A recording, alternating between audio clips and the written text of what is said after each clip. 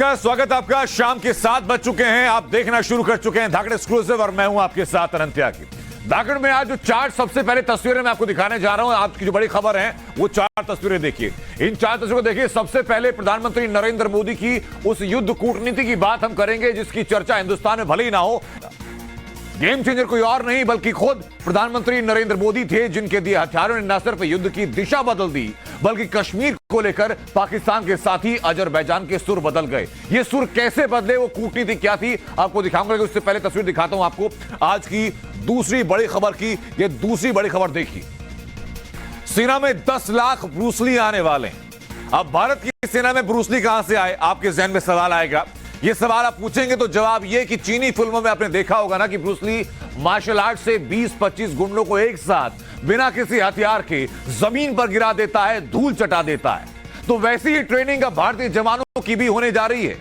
यानी वही ताकत, वही ट्रिक्स, वही फुर्ती, लेकिन रियल लाइफ में नहीं बल्कि रियल लाइफ में होगी। भारत में ऐसे 10 लाख जवानों की फौज तैयार हो रही है। वो फौज कहां तैयार हो रही है, वो फौज कहां तैनात की जाएगी। और गलवान आपको याद होगा ना, गलवान में कैसे चीनी सैनिकों को मारकर भगाया गया था। अब सोचिए कि जब ये जवान वहां तैनात होंगे तो फिर चीनियों का और क्या होने वाला है। चीन कैसे थर्रा रहा है, इस नीति के बाद में दिखाऊंगा आपको। लेकिन आज की हमारी तीसरी बड़ी खबर महाराष्ट्र से है और यह खबर आपको जाननी बहुत ज्यादा जरूरी है। राजनीति और अपराध के सामंजस्य के ऊपर शक डालती हुई यह तस्वीर। आपको यह चेहरा पहचान में आ रहा है? यह चेहरा आपको पहचान में आ रहा है? यह चेहरा है छोटा राजन का। यह खबर देखनी जरूरी है आपके लिए। यह खबर देखिए और सवाल पूछिए जिम्मेदारों से कि बॉस है कौन आखिरकार पार्टी में। यह छोटा राजन अगर आपको याद नहीं तो वो मैं आपको याद दिलाता हूं। वो छोटा राजन वो व्यक्ति है जो एक वक्त पर मुंबई धमाकों के जिम्मेदार, लगभग 250 लोगों की मौत के जिम्मेदार दाऊद इब्राहिम का दायां हाथ था। 2016 से तिहाड़ जेल में बंद है, लेकिन लोग बाहर न सिर्फ छोटा राजन के नाम का एक संस्था चला रहे हैं बल्कि वो संस्था लगातार पोस्ट लगा करके सीआर संस्था नाम की जो है संस्था है वो उसका जन्मदिन मना रही है। छोटा राजन का आपराधिक रिकॉर्ड में दिखाऊंगा आपको और इस चाणक्य वाली चाल क्या है ये आपको बताता हूं आज धाकड़ एक्सक्लूसिव में। लेकिन उससे पहले आपको कुछ मैं तस्वीरें दिखाना चाहता हूं। वो तस्वीरें जरा आप देखिए। ये तस्वीरें जरा आप देखिए कि आर्मेनिया अजरबैजान युद्ध के दौरान की तस्वीरें। आपको इसमें हथियार नजर आएंगे, आपको पिनाका रॉकेट लॉन्चर नजर आएगा, आपको इसके अलावा कई और हथियार जो आपको मैं आगे दिखाने जा रहा हूं, जिन हथियारों ने इस युद्ध की पूरी दिशा बदल दी, इस युद्ध का पूरा सिनेरियो बदल दिया। इसमें कि भारत की ब्रह्मोस मिसाइल भी शामिल है, पिनाका रॉकेट लॉन्चर शामिल है, ब्रह्मोस मिसाइल उसमें शामिल है। उसके अलावा अलग अलग तरीके के रडार सिस्टम दिए गए, जिसमें प्रमुख नाम स्वाति रडार का सामने आता है। ये वो हथियार हैं जिन हथियारों ने से भारत ने न सिर्फ अपने हथियारों की क्षमता को वैश्विक स्तर पर प्रदर्शित किया बल्कि साथ ही साथ यह दिखा दिया कि भारत युद्ध नीति के बीच में कैसे अपनी कूटनीति का इस्तेमाल करते हुए जो पाकिस्तान के सुर में सुर मिलाते थे उनको खत्म कर सकता है। ये तस्वीरें आपने देख ली। अब आपको इन तस्वीरों के पीछे की कहानी बताता हूं। दरअसल आर्मेनिया अजरबैजान युद्ध में अब भारत के हथियार कहर ढा रहे हैं।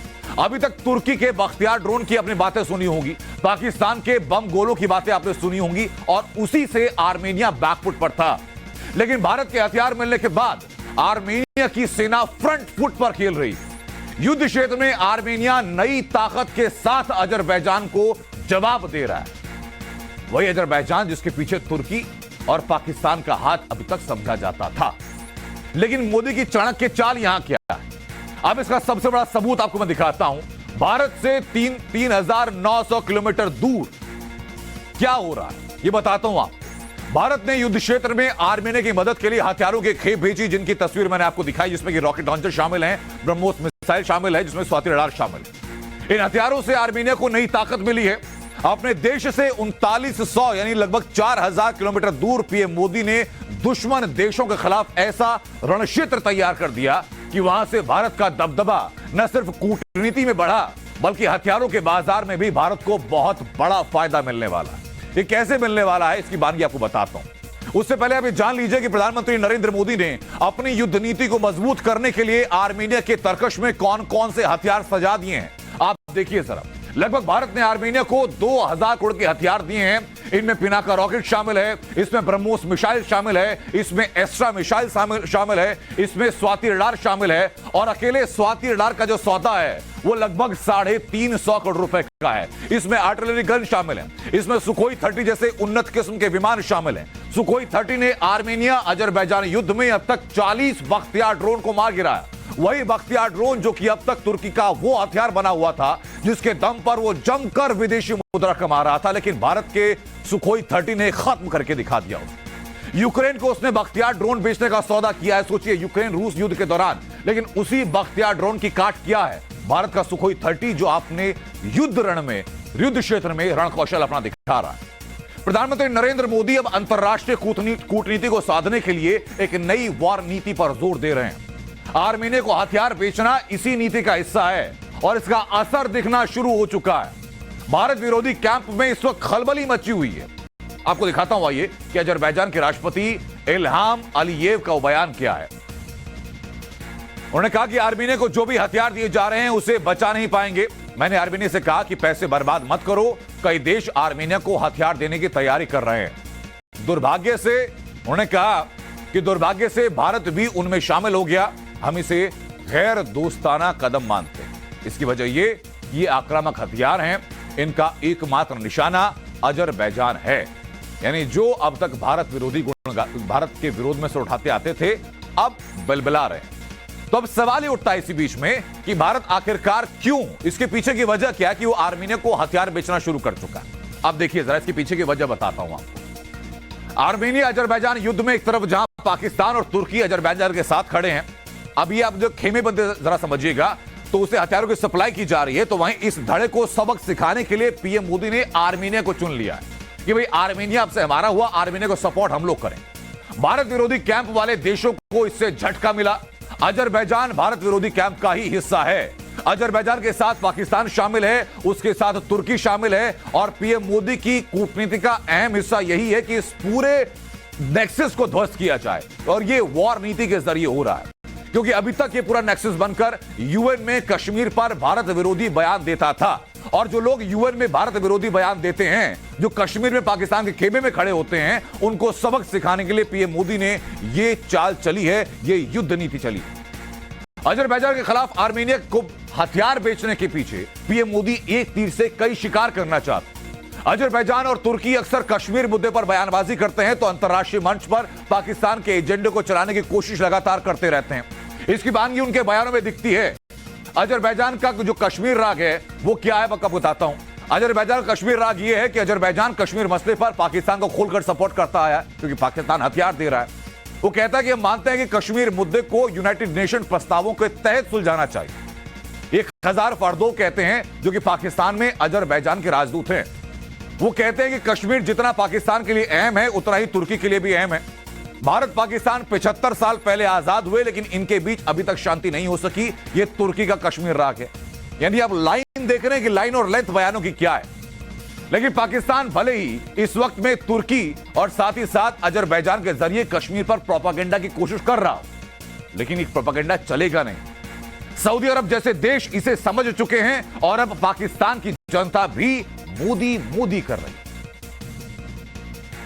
वॉर हुई थी आर्मेनिया और अजरबैजान की, तो उसके दरमियान पाकिस्तान और टर्की ने अजरबैजान को सपोर्ट किया था, जिसकी वजह से आर्मेनिया जो है अब क्यों ना कि वो एंटी पाकिस्तान जो कंट्रीज़ हैं वो उनकी तरफ उसने अपना रुख किया है और जिसकी वजह से वो जो है इंडिया क्यों ना कि उनको सूट करता है। तो अब इस मसलन रीज़न ये कि दुनिया जितनी फास्ट हो गई है, हर कंट्री अपना बेनिफिट सोच रहा है कि हमारा बेनिफिट कहाँ पे। अब ये कोई भी नहीं देख रहा कि पहले आप 20 ईयर्स बिफोर चले जाए तो इंडिया को यूएई और जो है सऊदीया वो लिफ्ट नहीं कराते थे, वो लोग पाकिस्तान को फेवर देते थे, लेकिन अब नहीं। अब चीज़ें चेंज हो गई हैं और हर बंदा जो है अपनी इकोनॉमी को और अपनी बेसिकली क्या कहते हैं कि इकोनॉमी की वॉर स्टार्ट हो गई है। साल 2014-2015 में बिजनेस हुआ 1941 करोड़ का। अगले साल 2015-2016 में बिजनेस रहा 2059 करोड़ का। अगले साल 2016-2017 में थोड़ा कम रहा 1522 करोड़।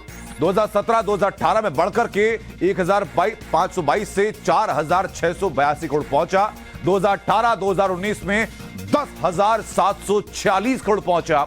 2019-2020 में 116 करोड़ पहुंचा। 2020-2021 ये कोविड काल था, ध्यान रखिएगा, 8,435 करोड़ पहुंचा। 2021-2022 जैसे कोविड रिवाइव होता है तो ये बिजनेस पहुंचता है 12,815 करोड़ रुपए का। तो पहली खबर आपने देखी।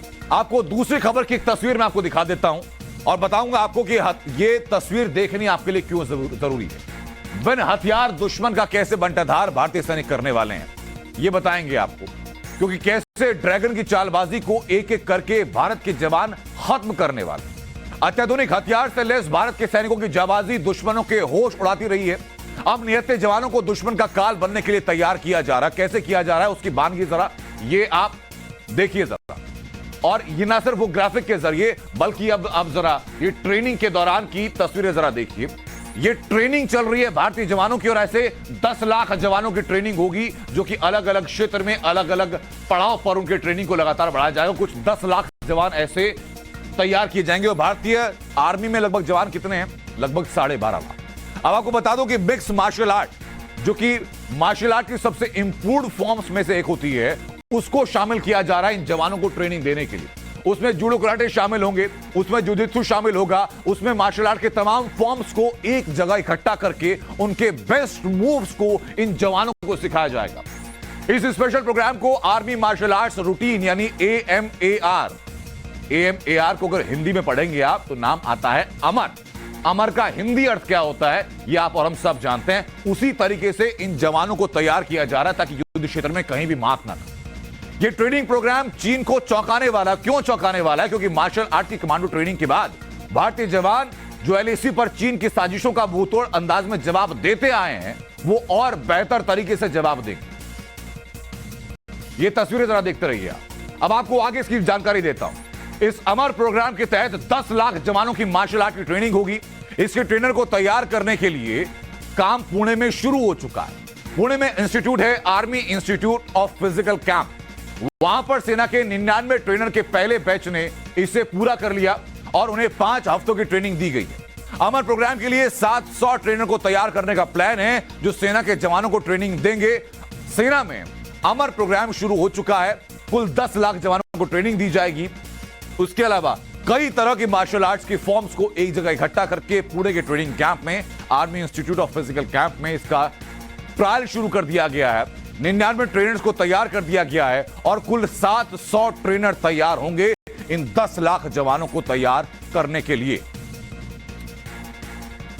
अब आपको बताऊंगा कि कैसे ये ब्रूसली का जो फोटो हमने यहां लगाया हुआ है, ये क्यों लगाया हुआ है और कैसे जो जवान तैयार होंगे वो डेडली साबित होंगे।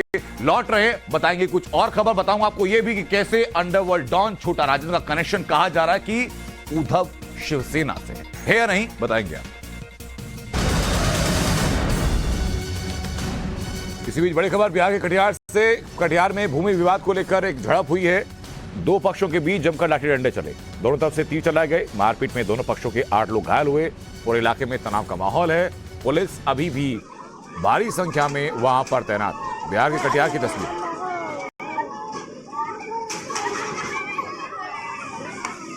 बाप रे, महादेव ने बोला। हाँ भैया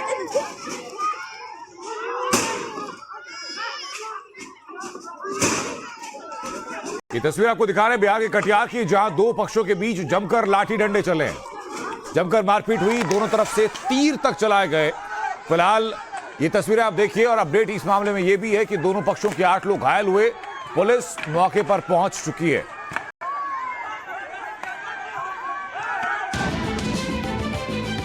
को मुंबई से आई आज एक हैरान करने वाली तस्वीर।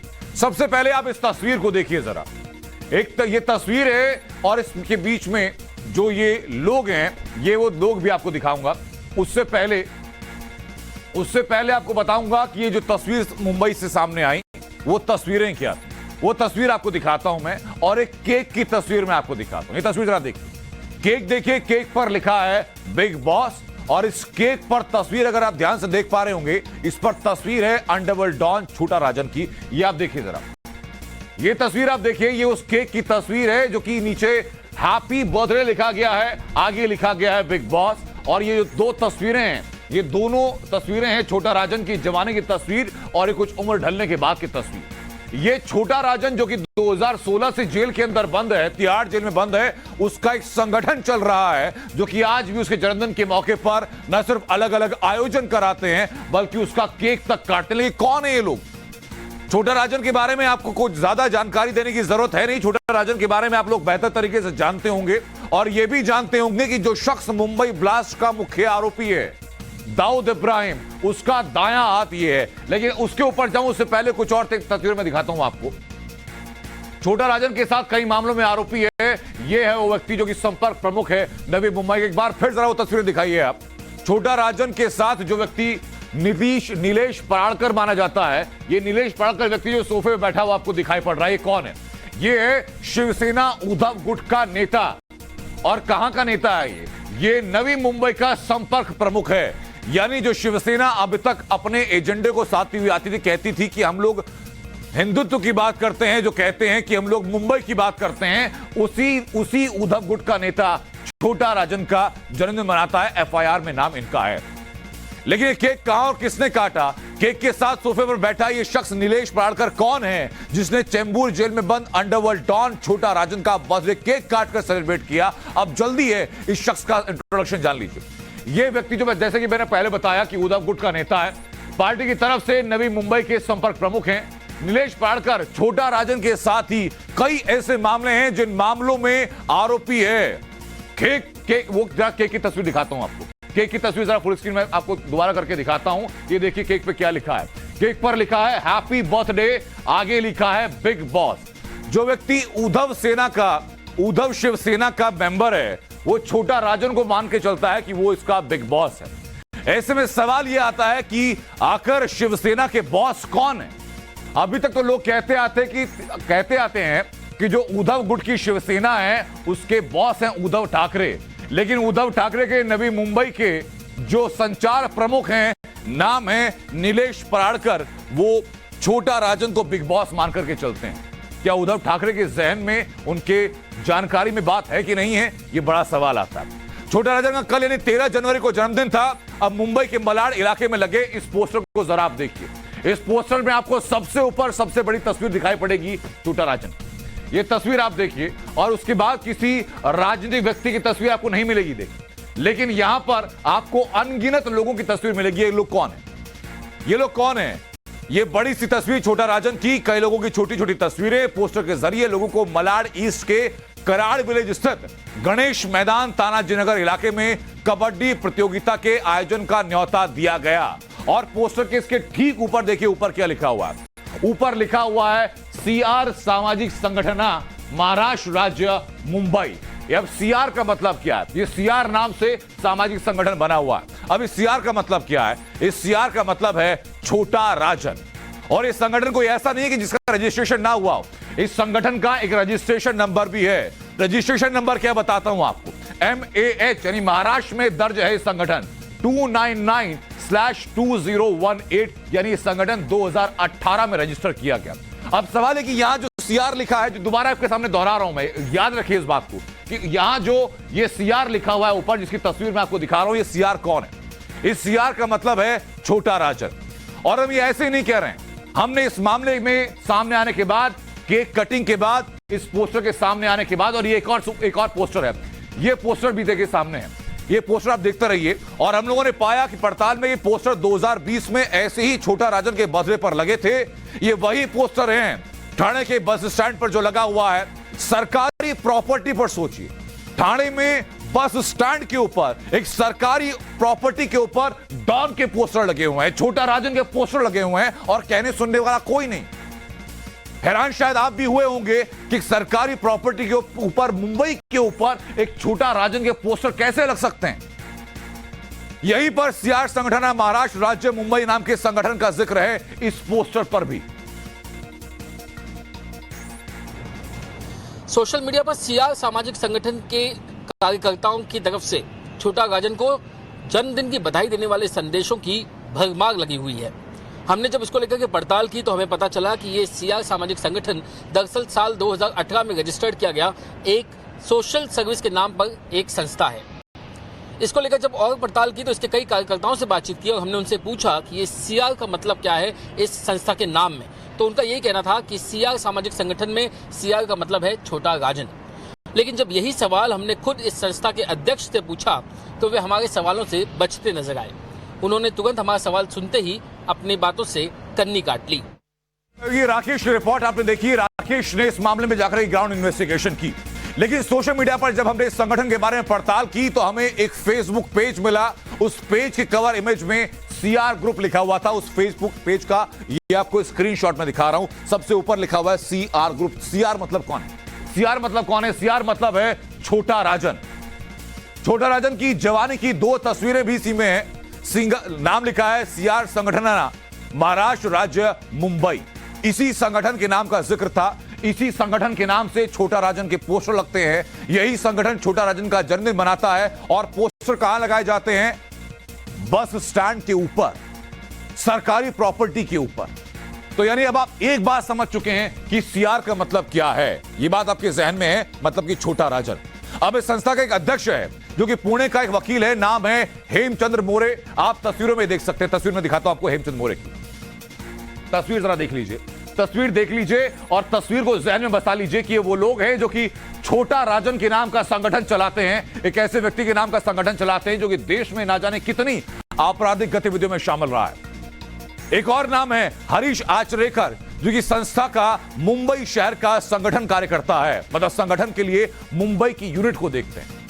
हमारे सहयोगी राकेश त्रिवेदी ने हरीश आचरेकर से फोन पर बात की। आचरेकर ने माना कि सीआर संगठन में सीआर का मतलब है छोटा राजन। वो बातचीत का अंश आपको सुनाता हूं। हेलो, आचरेकर साहब बोलते हैं? सर नमस्कार, मैं पत्रकार राकेश त्रिवेदी बोल रहा हूँ, टाइम्स नाउ चैनल से, टाइम्स नाउ नव भारत।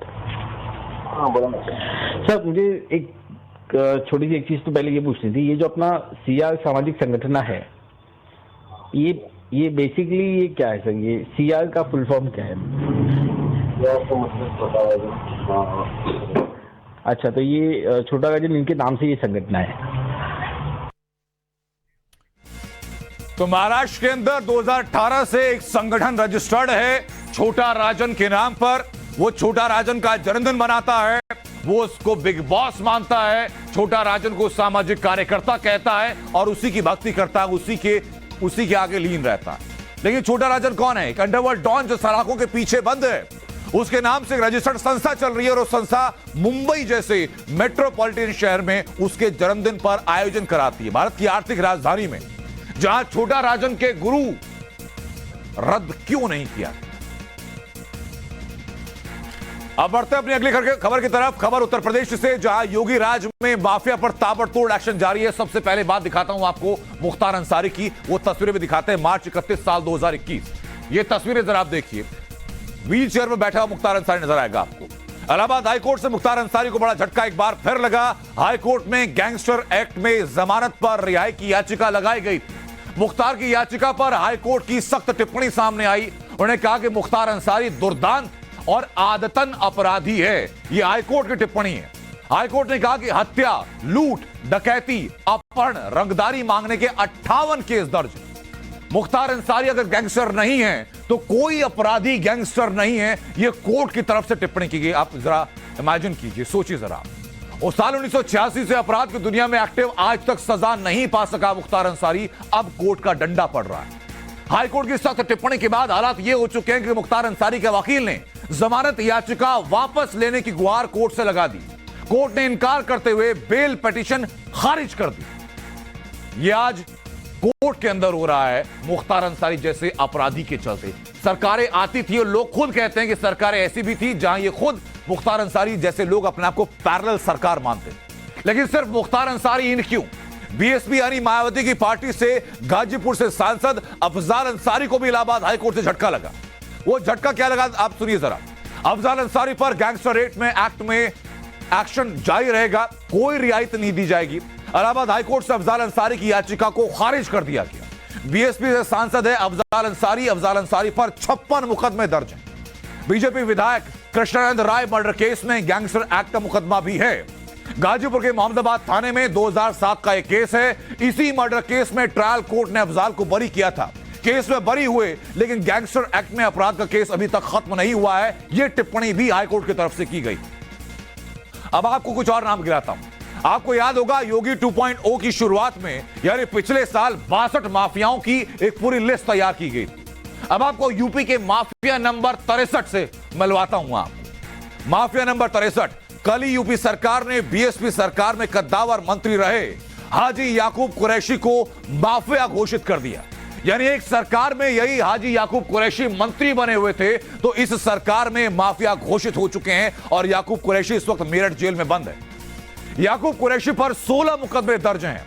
इसमें हत्या का मुकदमा है, जिसमें धोखाधड़ी का मुकदमा है, गैंगस्टर का मुकदमा है, मीट के अवैध कारोबार से करोड़ों की संपत्ति अर्जित करने का मुकदमा है। याकूब कुरैशी की 26 संपत्तियों को जब्त कर लिया जाएगा। अब सोचिए जरा, याकूब कुरैशी, चेहरा पहचानिए। मायावती सरकार में ये मंत्री रहे थे और योगी सरकार में माफिया घोषित करके इनकी संपत्ति को जब्त किया जा रहा है। याकूब कुरैशी मायावती सरकार में कद्दावर मंत्री थे, कोई छोटा मोटा ओहदा नहीं था। प्रदेश में पैरेलल सरकार चलाते हुए समझे जाते। तो जाहिर है कि योगी राज में माफिया की खैर नहीं है और दशकों पहले जिसने भी अपराध किया सबकी कुंडली खंगाली जा रही है और गैंगस्टर एक्ट के तहत कार्रवाई की जा रही है। लौटेंगे वापस और दिखाएंगे आपको कि 26